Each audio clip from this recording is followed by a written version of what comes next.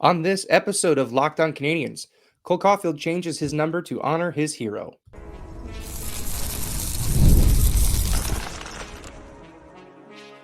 You're Locked On Canadiens, your daily podcast on the Montreal Canadiens, part of the Locked On Podcast Network, your team every day.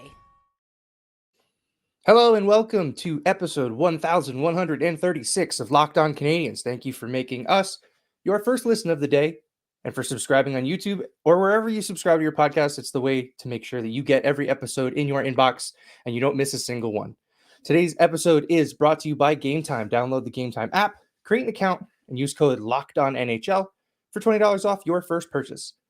I am Ian Boisvert, also known as Maybe It's Ian, and I am joined by the incomparable Laura Sava, also known as the Actor Stick. Laura, how are we doing today? We are good, and I just want to remind everybody, because I keep forgetting to do this, we are on Instagram now. Find us at Locked On Canadiens on Instagram. We're going to be posting clips. We're going to be posting graphics. When the season starts, we're going to be posting lots of fun stuff on there.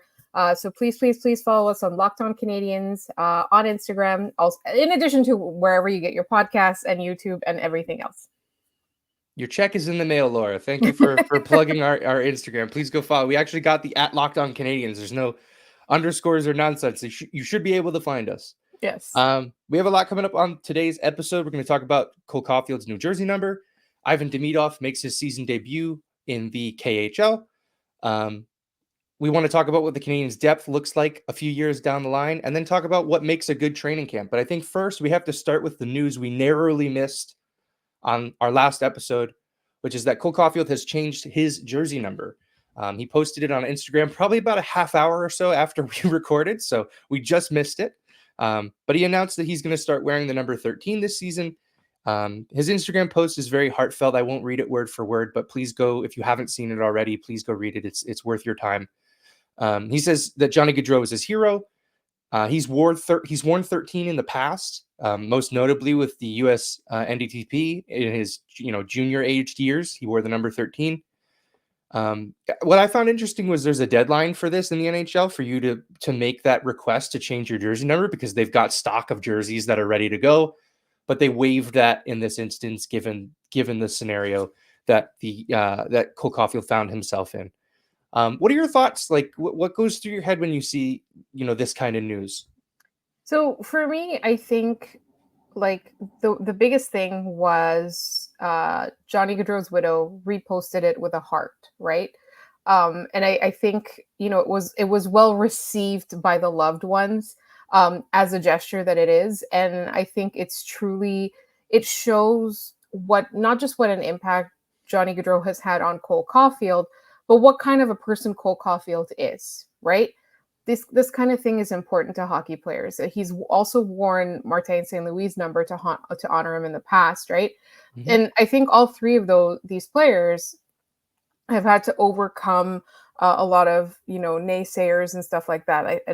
In Cole Caufield's case, at least he was drafted accordingly. But, I feel like there's this sort of kinship that they must share, right? Like this experience, a shared experience that they must have. And I think it's really, really touching to honor a friend, but also a hockey hero like that. And to me, what the picture that was posted was Cole Caufield's NHL debut, the first time he played in the NHL. It was a picture of him and Johnny Gaudreau. He played against the Flames. Remember that season where I think we still couldn't attend the games and stuff like that. So I thought that was really, really cool. But also, I do have something to say. If you're the person that's posting under the Canadiens Instagram post or Twitter or whatever it is, or under Cole Caufield's post, being so can you change my jersey number for free? Now is not the time. Yeah. Now is not the time to ask that question, right? Yeah. Or to complain that you spent $250 on a jersey and now you're going to have to change it or it's worthless now.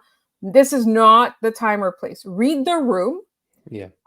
And just, be a decent human being. There will be a time and place. I'm sure this will get addressed.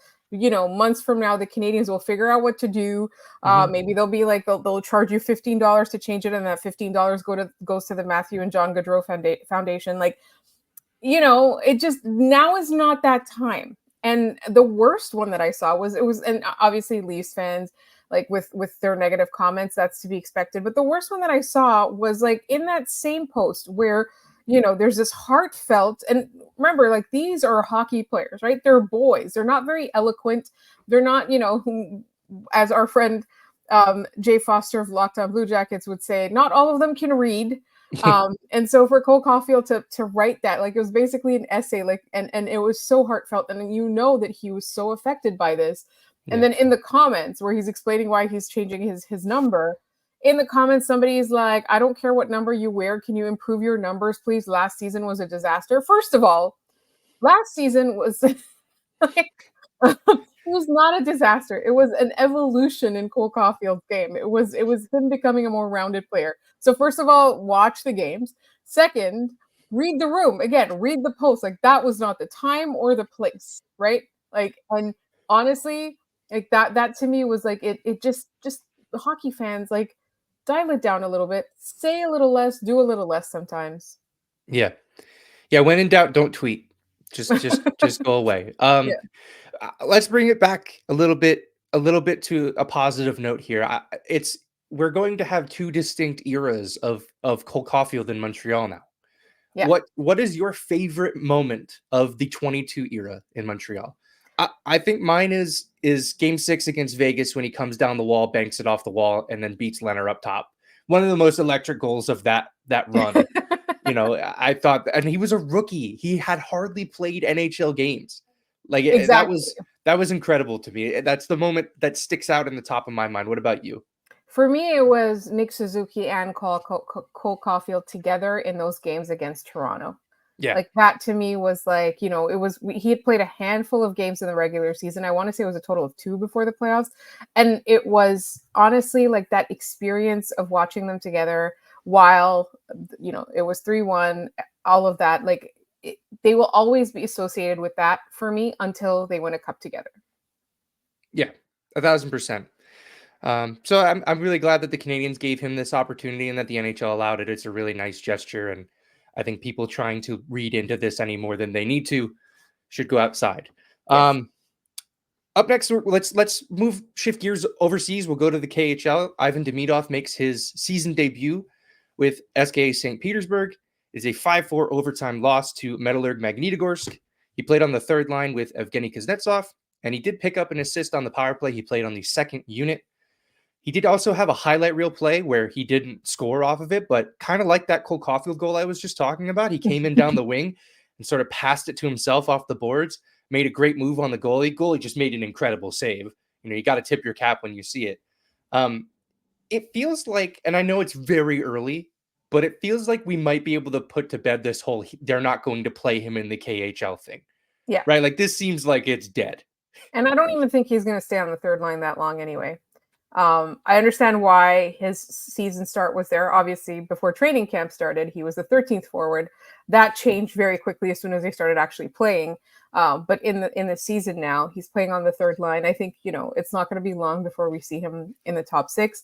And I'm so excited for this. It's been a while since I've had this much reason to care about KHL highlights. Yeah, no kidding. I mean, we're going to also be looking at like Bogdan Konyushkov, who looks incredible. He's not going to be over in North America for a long time, but we're going to have to bone up on some Russian, start to understand what's going on over there, because it looks like we might have a situation like we had this past year and the year before, where every third night or so, we're getting some Lane Hudson highlight just streamed into our feeds. Mm-hmm. I feel like we're getting that, except these games will be played overseas. So you'll be having lunch and you'll look down and Ivan Demidov is going to have done something insane that you can't believe he did. Exactly. Like, I truly feel the last time I truly paid attention like this was the Romanov year before he came over, right? That was to me. But this is like even more electric. It's even more exciting. And for those of you who don't know about Locked On NHL prospects, that should definitely be your second listen of the day, because Hadi Kalakesh really follows the KHL closely and has a lot of expertise. You can also follow Locked On NHL prospects on Twitter, as well as the hosts Sebastian Hai and Hadi Kalakesh. And obviously we will be doing crossovers with them very soon, because there's so much to talk about in Habsland, including Ivan Demidov. I was going to say, we got to hang out with those guys soon. Yes, seems like this is a pinnacle time for the Canadiens and Canadiens fans to understand what they have in the prospect pool. So it'd be really cool to have those guys around. Up Up next, we're going to take a look at the crystal ball and see what the Canadiens' depth and specifically their third line might look like a few years down the line. And we're going to get into that in just a moment. Passion, drive, and patience. The formula for winning championships is also what keeps your ride or die alive. eBay Motors has everything you need to maintain your vehicle and level it up to peak performance. Superchargers, roof racks, exhaust kits, LED headlights, and more. Whether you're into speed, power, or style, eBay Motors has you covered. With over 122 million parts for your number one ride or die, you'll always find exactly what you're looking for. And with eBay Guaranteed Fit, your part is guaranteed to fit your ride every time or your money back. Because with eBay Motors, you're burning rubber and not cash. With all the parts you need at the prices you want, it's easy to make your car the MVP and bring home huge wins. Keep your ride or die alive at ebaymotors.com. Eligible items only, exclusions apply. eBay Guaranteed Fit only available to U.S. customers.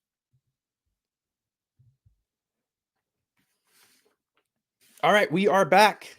Thank you for making Locked On Canadiens your first listen of the day. For your second listen, enjoy the Locked On NHL podcast. Locked On NHL provides you with a national perspective on all things NHL each and every day with national experts and local insight on every team in the league. Available on YouTube or wherever you get your podcasts, part of the Locked On Podcast Network, your team every day. Before we get back into the questions, we did receive a request that I wanted to make good on from a listener. Kyle Roberts would like to congratulate his cooler, soon-to-be married brother Jordan and his bride-to-be Samantha on their upcoming wedding. How sweet is that? This is the probably one of the coolest wedding gifts you can get someone, right? Is having two complete strangers say congratulations. Yes, especially since like these are the brothers that found each other. Like they're like, I found out my brother listens to the podcast based on the phrasing of the question, which was one of my favorite stories ever from this podcast. But I didn't know that Jordan was getting married. So congratulations to Jordan and Samantha, and wishing you the best on your big day and a very long, happy, and healthy life together. Yes, wishing you guys both a lifetime of happiness and the most wonderful day of your lives' weddings. When it's your wedding, it's really, really cool. Have a really great day, guys. All right, let's jump back into our mailbag. The first question is short from Bren Meadoff. My only question, Crosby? Crosby. Correct, Crosby. Danton Danielson asks, Habs third line in 3 years. I think it's fun because I don't know what it's going to be this year, but let's play the game. Let's figure out what that might look like. What stands out to you as like a lock for the third line in a few years? Owen Beck is center. Correct. I'm in the same spot. I think Joshua Roy is going to be there. I know he's a top 6 potential player, but it's not bad if you have a Joshua Roy caliber player on there. Yeah. I do worry a little bit about the defensive side of his game, but I think he's strongly an offensive player. And extremely heavily tipped in that direction, but you can find another two-way player to play on that other wing there. Yeah, similarly, I think we had mentioned it a few episodes ago. If Alex Newhook is on your third line, you're laughing, right? Like that's hilarious if he's a third liner on this hockey team. And that's sort of where, if you're looking at the way forwards are projecting out, he might be a guy that finds himself outside the top 6, which isn't necessarily a bad thing. Like, are you going to complain if you're on the bottom 6, but you compete for the Stanley Cup like one out of every 2 years? No, and imagine a third line like we had just kind of projected out of Owen Beck, Joshua Waugh, and Alex Newhook. That's hilarious. That's so funny to me. Like the days of Steve Ott are gone. Like we're not doing that anymore. Where it's buried. Did the Habs ever trade for like Dwight King? I feel like that was the same year. Yeah. Okay. Because I feel like it's a thing that I blocked out of my memory. Yeah. Your brain shut down to protect itself from that memory. And I'm sorry I had to remind you that wasn't a dream that actually happened. That was a year that was a thing. Yeah. Yeah. Anyway, we should get off of that because that makes me sad. Andrew Zadanowski asks, if the Canadiens were to rescue a kitten, what name would they give them? I keep trying to think about this, and I feel like, well, Olive Caulfield was a great name for a cat. It is a cat. No, it's a dog. It's his dog, yeah. It's his dog. So there has to be like some sort of pun in the name, right? Like, yeah. I don't know. Sound off in the comments. Let us know. Like, what do you think? Like The we Montreal struggled with the Canadiens. car. Yeah, there you go. Yeah, I mean, let's just take the we'll crowdsource it same way we did with the car, right? Like Yeah. let us know in the comments what you guys think. It works That in French too should because you be. go Montréal Canadiens. So That's even better. yeah, I think that's the winner. That's our submission from the yeah. show. Thank you for carrying me there. Um, let's stick with animals. DF had, and I had to ask DF what they meant by this question because it made me laugh so hard because I didn't understand it at all. For 17 points, if you take one player anywhere in the Canadian system and you take any number of letters from the end of their last name in order and add no more than 2 letters after, whose name can you use to make a bird? What? The only one I could figure out was Gallagher because you can take the HER from the end and add an ON and now he is a heron. Oh wow. That was Laura, when I tell you I spent hours of my day trying to figure this out, Googling bird names, I became an expert on bird names for this question. And DF are there said, any other birds? There's gotta be. DF says there's at least 2 and that one was obvious. And if it was the Gallagher one that's obvious, that makes me feel really dumb. And I really appreciate that. So thanks for doing that. Okay, So well, I'm gonna get back to you though, DF. Don't answer the question to us yet because I need to do some homework over the weekend and then get back to you. You can put us on the board for 17 points because that's what you said, that I got 17 points. So yeah. Back to hockey, not exactly Canadiens hockey. What should the name of the PWHL Montreal team be? We're about to get some news. Mm-hmm. All of the teams posted dark versions of their current logos and posted very cryptic messages. I believe the Montreal team was "There's something calling." Mm-hmm. The rumor is that they're going to be called the Montreal Echo, which I don't understand, but let's see the branding. If the jersey's cool, I'll get over it.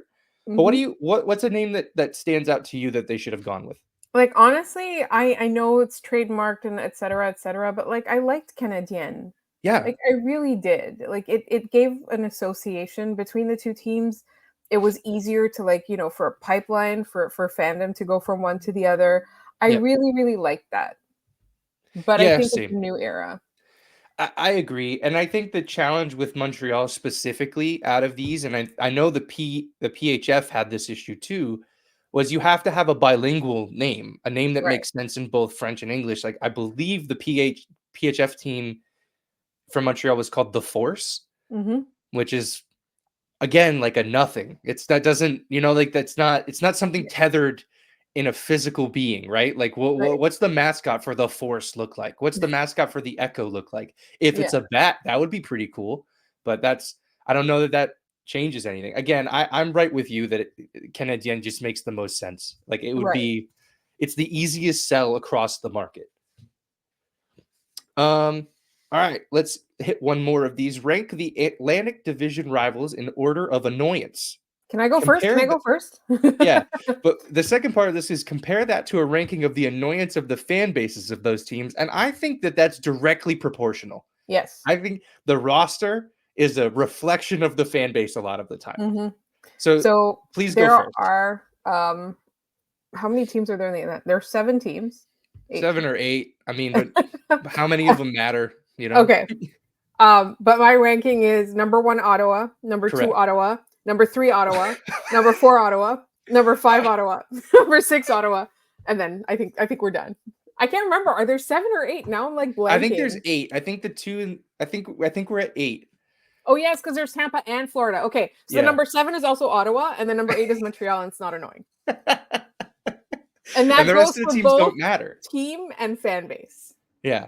I mean, you've got no argument from me that Ottawa. I think it's in a tiered system. It's like a 1A, 1B Ottawa, Toronto situation. For sure. A tier down is probably Boston. Mm-hmm. A couple tiers down is probably Florida and Tampa. Yeah.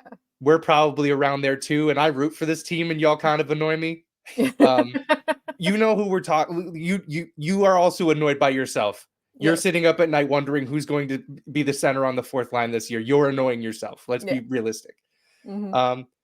I don't really get anything from Detroit fans or Buffalo fans. I know Scott would probably have a different take on Buffalo fans being, in enemy territory, but Yeah. Well, he does say they've gotten better over time, but like me personally, I do like Detroit Red Wings fans. Like I don't really understand the direction the team is going in, and I don't necessarily find it that annoying. In fact, I kind of find it hilarious that Ben Sherrod is, a choice that they made. But I think that for me they're the least annoying, and I think Tampa. I would say if you asked me last year or the year before, Tampa would rank in the top three. yeah. But now it's definitely Ottawa, Toronto, Boston. Mhm. And Boston is less annoying than it used to be. Like I think, Boston for the longest time just it ran away with the rankings. And Toronto, despite the fact that yes, like we have the most exposure to Leafs fans and they are sometimes extremely, extremely, I would say, unhinged. Yeah. It's a little bit more entertaining than the way Ottawa Senators fans are. Well, I think we can safely say these things because none of them are going to be listening to this show. All right. In our last segment, we're going to figure out what it means to have a good training camp, and we are going to get into all of that in just a moment. I love being in the middle of the action, whether that's taking in a concert or enjoying a night at the ballpark. It's more fun just being there. I've mentioned this before. Last summer, I got to see Shohei Ohtani come to New York, and it's something I'm never going to forget. The place where you can go to get the tickets you want is Gametime. We're big fans of Gametime here, thanks to their all-in pricing. There's a setting in the app that you can toggle on, so Gametime tells you exactly how much you'll be paying to get in. No hidden fees. Plus, with their seat views, you know what kind of action you'll be able to see, and with their lowest price guarantee, you know you're getting the best deal for your tickets. Take the guesswork out of buying tickets with Gametime. Download the Gametime app, create an account, and use code LOCKEDONNHL for $20 off your first purchase. Terms apply. Again, create an account and redeem code LOCKEDONNHL for $20 off. Download Gametime today. What time is it? It's game time. All right. Last segment, we have a bunch of questions that kind of all play around the same idea. I'll start with one that kind of sticks out on its own, and then we'll bring the group back together. A fella in NDG asks, was Hughes even a little bit tempted by Askarov's availability? I think we know the answer to that. The Canadiens were in on him. Yeah. I think they probably balked at the price because it doesn't make sense for the Canadiens right now, considering they have two goalies this year that they're going to play in the NHL, and they have Jacob Fowler coming up that it seems like every day the hype train gets a little bit faster with him. So, I mean, I think we kind of know that they were in on him, but they were probably right to balk at that. I don't know if we talked about that, Laura. How did you feel about the Askarov trade? We do love JD Young of Locked On Sharks, and we do have a good relationship. Speaking of not annoying fan bases, we do have a pretty good relationship with the Sharks fan base. I was happy for them. But for me, it was all about the price, right? Like it was like, in Montreal, yes, he would be great. But when you already have two goalies we established that we have league average goaltending in Montreal, I didn't necessarily think that was something that the Canadiens needed to pay too much for, right? Like if it was a situation where there was nobody or both of them were civs, that would be a totally different story. But based on the price, I think for me, I'm good with the way things went. Yeah, and I thought it was great value for the Sharks, really. Like, they had the assets. They didn't have a goalie that they were going to be able to lean on. Askarov, that trade made so much sense for the Sharks. So I'm thrilled. It looks like the Sharks got a rock star in this kid. Yeah. I mean, the celebration of him winning in a shootout and then bench pressing the net is one of the coolest things that's happened on an ice surface in a very long time. So congrats to Sharks fans. They deserve fun. Yeah, the game. It's a game for kids that's played by grown-ups. It should be fun. But let's get back into our theme of training camp. It's just around the corner. A fella in MDG asks, who are the players you'll be watching most closely at training camp? What are the odds that Waugh starts the season as a top 9 forward for the Habs? Treg Wilson also asks, what surprise rookie do you think has the best chance of making the team? And Taylor Kirkham asks, when people say have a good training camp in regards to the prospects, what does that exactly mean? In other words, what are the coaching staff looking for in prospects, especially since most of the roster spots are locked in for the vets And I'm assuming the vets aren't exactly giving their all before the season starts. Boy, is that true. Is it just more how the prospects look against one another? I thought that all of these questions are really pertinent to where we'll be headed within the next few weeks. Yeah. So I want to start with who are the players you'll be watching most closely as we kick off training camp? Lane Hudson. Correct. Sean Farrell. He's one that falls off my radar a lot, and folks keep talking about him, and I need to log back into the Sean Farrell viewing. I need to understand. And I think that's why. I think that's why. And for the same reason, Philip Machar. I mean, there's a couple of things, right? Like for me, Lane Hudson is because I want to see him, right? But then the other people that I'm mentioning right now, Sean Farrell, Philip Machar, Owen Beck is another one. Those three, I'm trying to see what they do with the opportunity. I think at this point, for the most part, Logan Mailloux is a known quantity.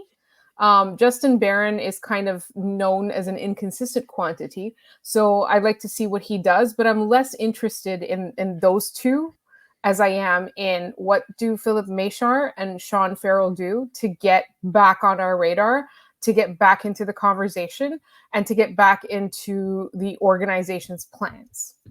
Yeah. Do you think of a surprise rookie? I don't know that necessarily we have one that sticks out as one that can make the team, but do you think it would be easier for a rookie to make it as a forward or as a defenseman? I think there's an open spot in the defense, but that doesn't necessarily mean it's going to be easier because it feels like there might be a little bit more competition on that front. So I do think that it is potentially easier if you're a forward trying to earn a spot. Because there's also a lot of guys that you can leapfrog, and those are the guys that end up in the AHL, right?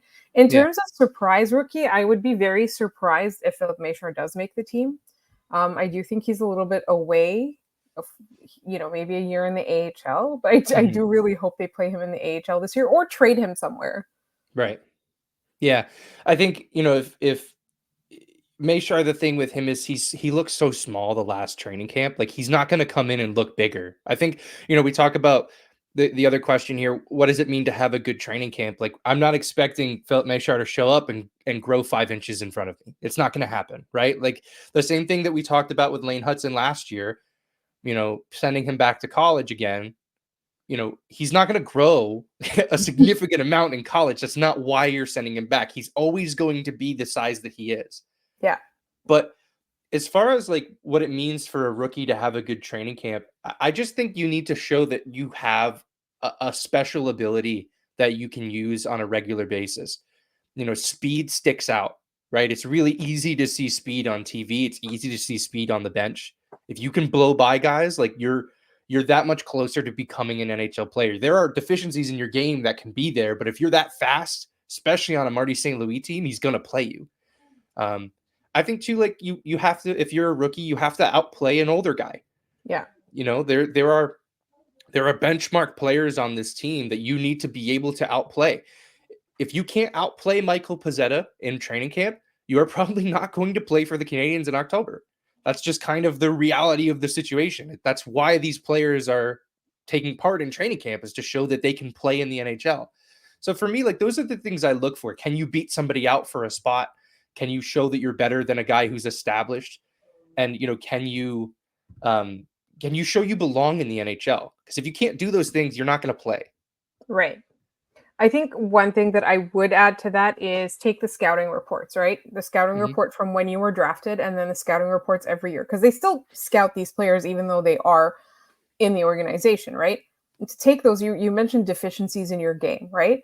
To take those reports and then year over year, and in particular this year, are you showing that you are either able to compensate for those deficiencies or eliminate them entirely? So, a step forward in that direction, I meant that's a step forward in that milieu, I guess, is the way that I would put it. If you have been able to do that, and a lot of that, as you're saying, like if you can prove you can play in the NHL, a lot of that is overcoming some of those things, because those deficiencies are there because when they're scouting you, they're projecting like what you're going to look like against true NHL competition. And if you can't make up for those deficiencies, and for somebody like Philip Machar, for example, you were talking about how he looked so small last year, but if he plays big in the way that a lot of these small players do on this team and on other teams as well, then you're not having the same conversation, right? After training camp, before the season starts, we're having a totally different conversation about this guy.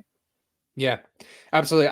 I can't wait for this to all kick off and we can get rid of a lot of these hypotheticals and start to talk in more absolutes. Last thing I've got for you, just so we make sure we answer all of the questions we have, 1 through 10, 10 being a lock, 1 being not going to make it.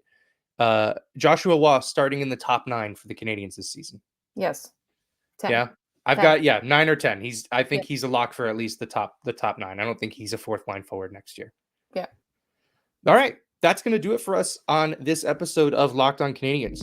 Thanks so much for listening and for making us your first listen of the day. For your second listen, head on over to Locked On NHL to see what else is going on around the league. As a reminder, we are free and available everywhere you get your podcasts, including YouTube. So be sure to subscribe to Locked On Canadiens so you don't miss an episode. You can follow the show on Twitter at @LO_Canadiens and on Instagram at Locked On Canadiens. You can email us at lockedoncanadiens@gmail.com. You can find Laura at The Active Stick. You can find me at Maybe It's Ian. Thanks for tuning in. We'll see you next week.